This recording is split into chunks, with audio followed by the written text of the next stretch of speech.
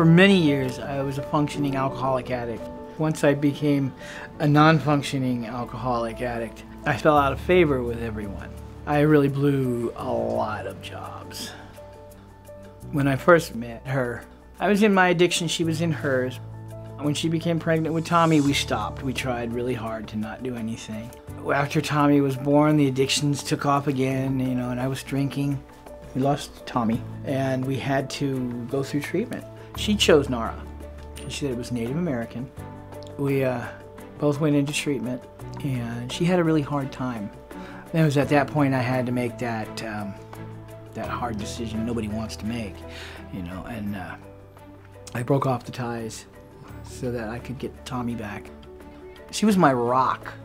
Everything all made sense, and at that point, I didn't want to use anymore. At that point, I was okay because I had my child. I first met Rick in 2007 when he was a client in our residential program. He was there with his daughter. What struck me most about Rick was his commitment and his passion for attaining and maintaining sobriety. And foremost, really, was his role as a father. My wife got very sick. I got a call that she was in the hospital.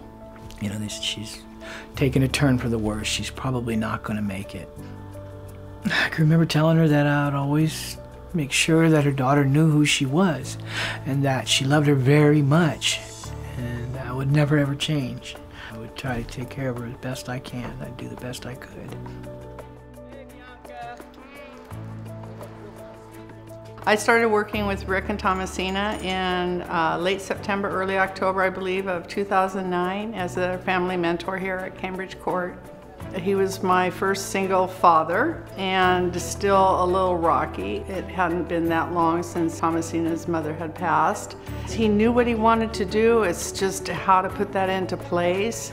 He wanted to go to school and decided he wanted to be an alcohol and drug counselor and pursued that as a career.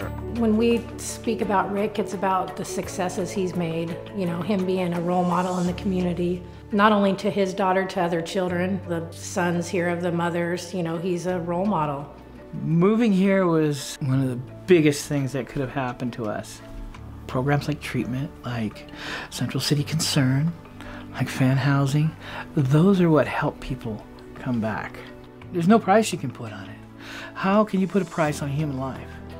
I think that without that housing support, anybody would struggle. A client who has that opportunity, like Rick did with his daughter, to be in housing probably has been the basic foundation that has helped him to maintain his sobriety.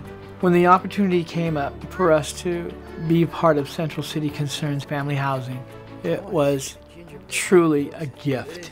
Had we not had this opportunity, school would have been out of the question. Any kind of a decent job would have been out of the question, which you kind of need to have when you have a kid, especially if you're a single parent. But it more helped my recovery to help others in recovery, and that's where my strength comes from.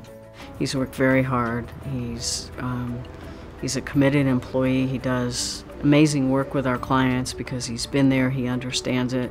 If you look at where he was to where he is now, he's come just an amazing way.